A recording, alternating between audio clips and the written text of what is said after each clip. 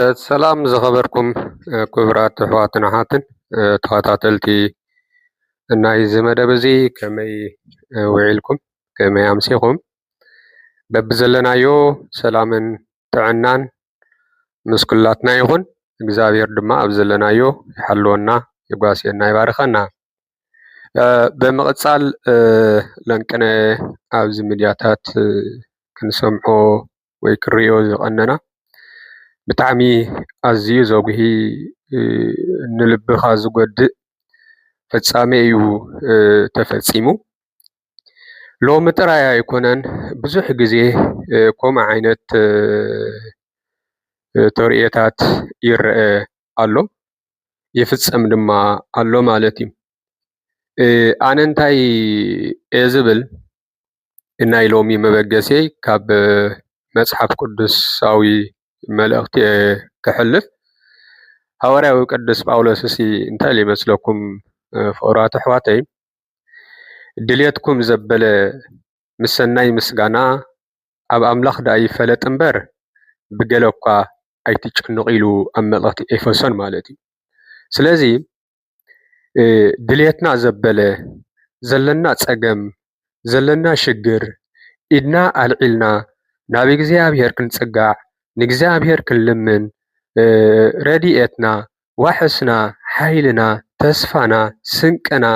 ንስኻ ኢኻ ኢልና ኣብ እግዚኣብሔር ክንውከል እምበር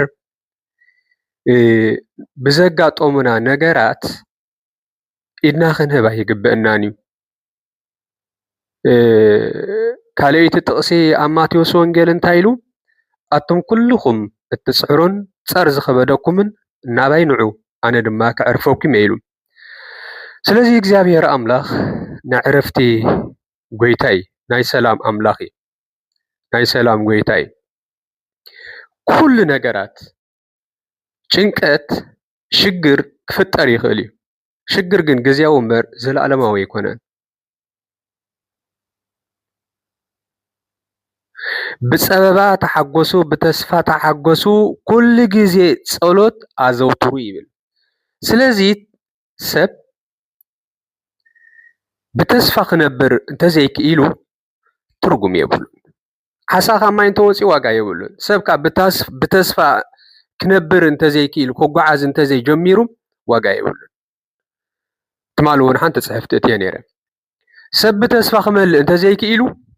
ህይወቱ ትርጉም ዘይብሉ ወይ ድማ ዘይብላ ኮይኑ ይስምዖ እቲ ምንታይ ተስፋ ውሽጣዊ ነዳዲ ህላዊ ወዲ ሰብ እዩ ስለዚ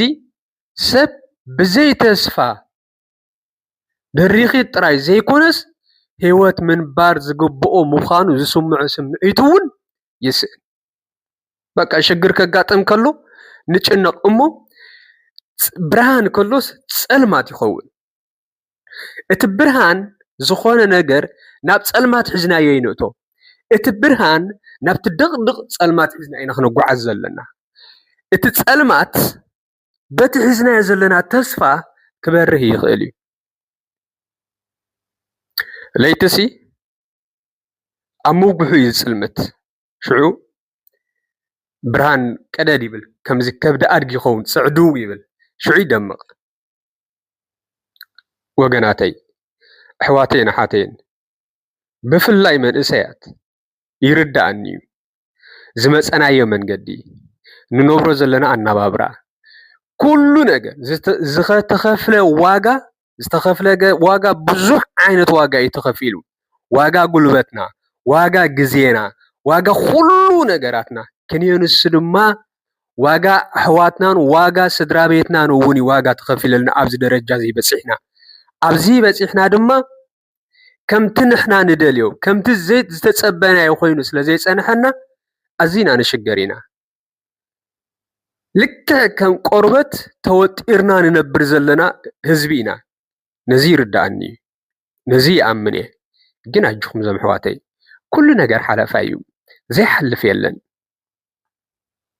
ስለዚ ተስፋ ጽባሕ ኣብ ሎሚ ኮይና ንጽባሕ ተስፋ ኢና ንገብር ስለዚ ተስፋ ጽባሕ ከም ዝከኣል ዝገብር ብርሃን እዩ ሎሚ ምሸት መሲዩ ንጽባሕ ብርሃን ዝባት ብርሃን እዩ ናይ ሎሚ ሽግር ተስፋ ሒዝካ ንፅባሕ ክትከይድ ክትክእል ኣለካ ብዘይ ተስፋ መጻኢ ጸልማት እዩ ዝኸውን ኣይትሙቱ ኣይትጨነቁ እንደገና ሰብ ምረጹ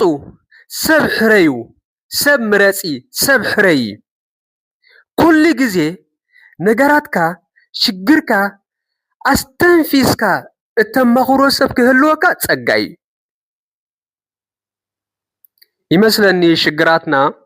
ኣዝዮም ዝኸብዱና እቲ ኣየር ብኣፍና ካብ ውሽጥና ብኣፍናን ብኣፍንጫናን ንኸይወፅ ንኸይነስተንፍሶ ኣፍናን ኣፍንጫናን ተዓቢሱ ልክዕ ከም ዝተዓበሰ ናብ ሰራውር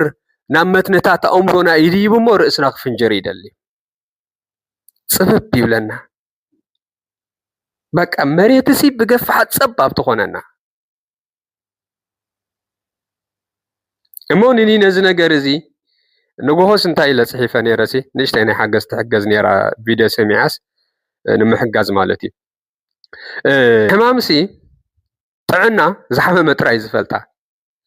ቃንዛ ዘለዎ ሰብ ዝተቀንዘወ በቲ መንገዲ ቃንዛ ገይሩ ዝሓለፈ ጥራይ ዝፈልጣ ጭንቀት እውን ልክዕ ንሱ ምዃኑ ይፈልጥ ጭንቀት ቀሊል ነገር ኣይኮነን ግን መጀመርያ ምስ እግዚኣብሔር ንራኸብ ብድሕሪኡ ድማ ካልኣይ ወዲ ይኹን ሓፍቲ ይኹን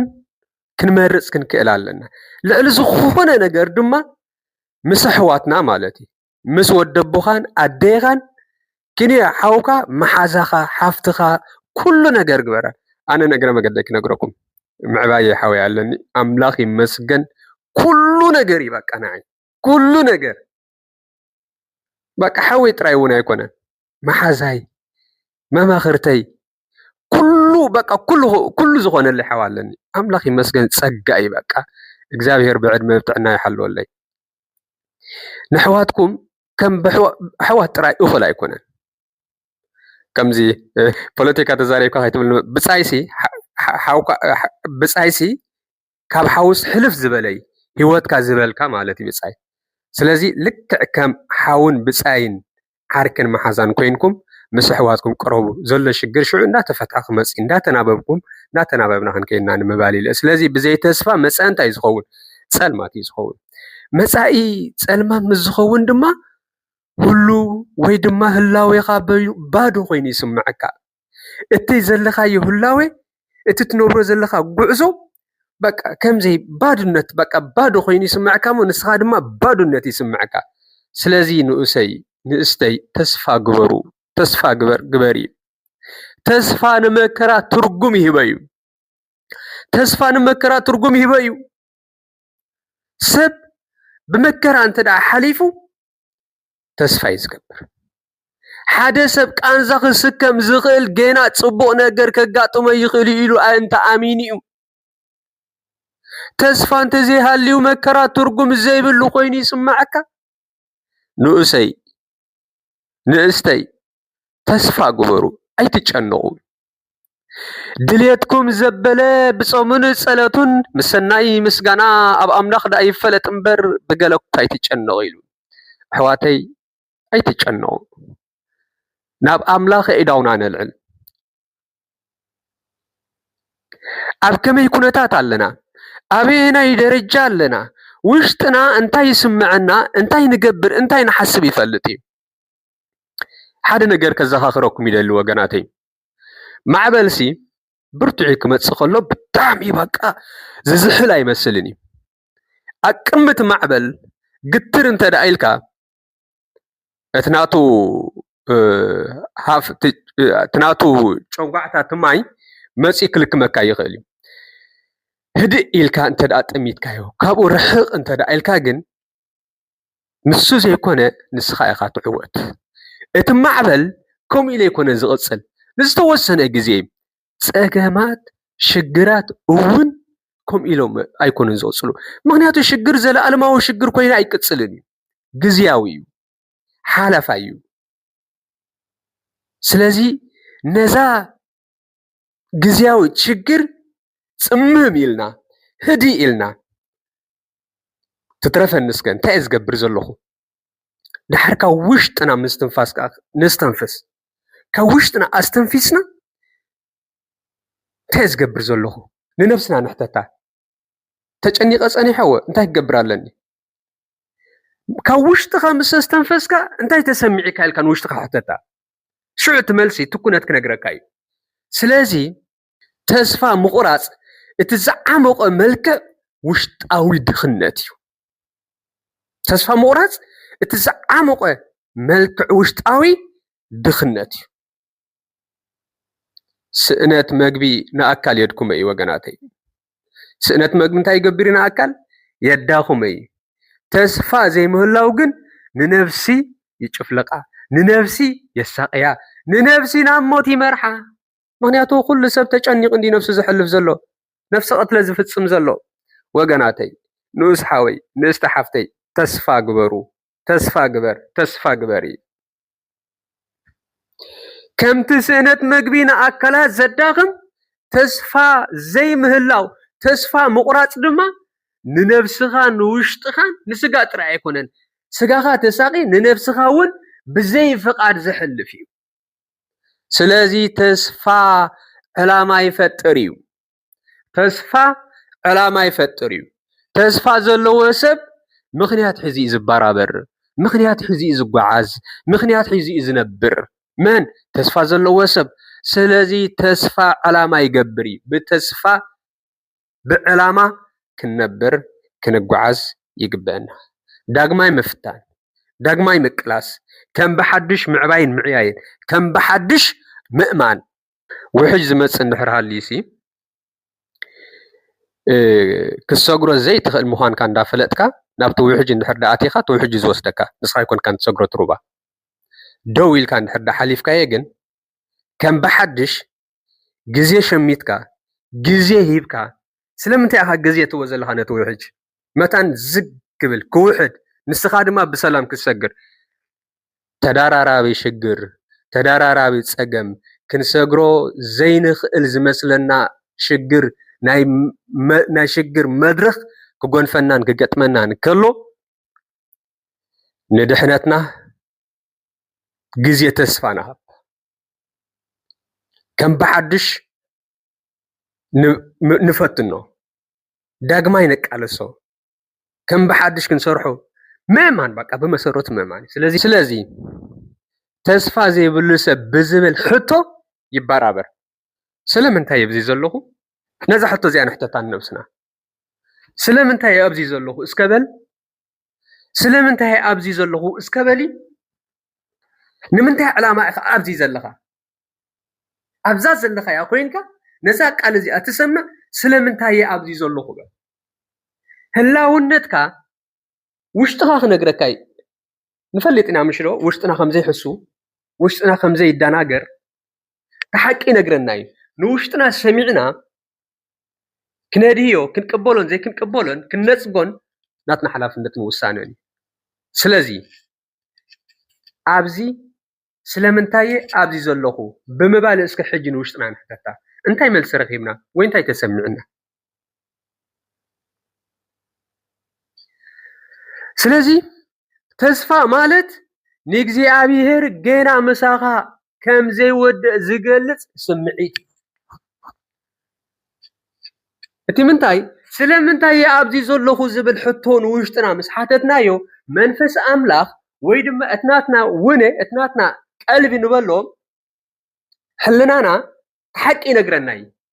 منفس املاخ اوشتنا خوينو يعيو سلازي اغزيابيهر مسانا جينا ايودن اوشتنا خوينو يعين يسرحن الله زي تودئ زغل سمعي تسفى الله حدا سب تسفى مزسن املاك سق زبل خوينو يسمع روح ويد ما زي نبر خوينو يسمعو نوسي نستي تسفى غبري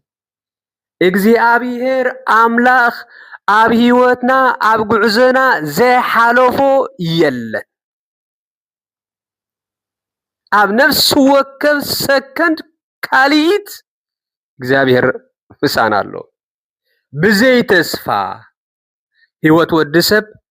بادون كبيدن ትርጉም ዘይብሉን ኮይኑ ክስምዐና ይኽእል እዩ። ምክንያቱ ተስፋ ንጉዕዞና አንፈት ዝህብ ውሽጣዊ ሓይሊ እዩ። ስለዚ ንእሰይ ሓወይ ሓፍተይ ተስፋ ግበሩ። ኩሉ ግዜ ተስፋ ንግበር። ብዘይ ተስፋ ምንም ዋጋ የብሉን። እግዚአብሔር ከድሕነካ ሃዲኢኻ ምጽባይ ተስፋ ምግባር ሰናይ ኢሉ ነቢይ ኤርምያስ። ስለዚ ኣብ እግዚአብሔር አምላኽ ሃዲኢና ተስፋ ጌርና ክንነብር ይግበአና። ኣነ ዝሓስበልኩም ዘለኹ ሓሳብ ደሓንን ተስፋን እምበር ሓሳብ ክፉእ የብለይን ኢሉ እግዚአብሔር። እግዚአብሔር ዝሓስበልና ሓሳብ ካብ ጸልማት ናብ ብርሃን፣ ካብ ኃጢአት ናብ ጽድቂ፣ ካብ ጭንቀት ናብ ራህዋ፣ ካብ መከራ ናብ ሰላም፣ ካብ ባርነት ናብ ሓርነት፣ ካብ ዘይ ምንባር ናብ ምንባር እዩ ዝመርሐና ኩሉ ግዜ። ስለዚ ድልየትኩም ዘበለ ብጾምን ጸሎቱን ምሰናይ ምስጋና ኣብ ኣምላኽ ዳ ይፈለጥ እምበር ብገለ እኳ ኣይትጨንቁ። ስለዚ ሰብ ብተስፋ ክመልእ እንተዘይክኢሉ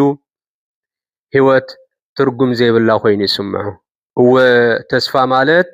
ውሽጣዊ ነዳዲ ህላዊ ወዲ ሰብ እዩ። ነዛ ቃል እዚኣ እትሰምዑ ዘለኹም ኩልኹም ኣሕዋተይን ኣሓተይን ንነፍሲ ወከፍ ሰብ ሸር እናበልኩም ኣሕዋትና ኣሓትና ኣብ ከቢድ ጭንቀትን ወጥርን እዮም ዘለዉ እሞ ኢድን ጓንትን ኮይና ኢድ ንኢድ ተተሓሒዝና ነዚ ናይ ስደት ግዜና ብሓባር ብሰላም መታን ክንሓልፎ ኢድን ጓንትን ኮይና ንደጋገፍ። በፍጽም ተስፋ ይንቁረጽ። ቀትሪ ቀትሪ ኮይኑ ኣይተርፍን ግዜ ስለ ዘለዎ ይመሲ እዩ። ለይቲ ይኸውን እዩ። ጸልማት ጸልማት ኮይኑ ብጸልማቱ ኣይነብርን እዩ። ምክንያቱ ንጸለማ ዝትክእ ብርሃን ኣሎ። ስለ ሰማዕኹምኒ ኣዝየ የመስግን።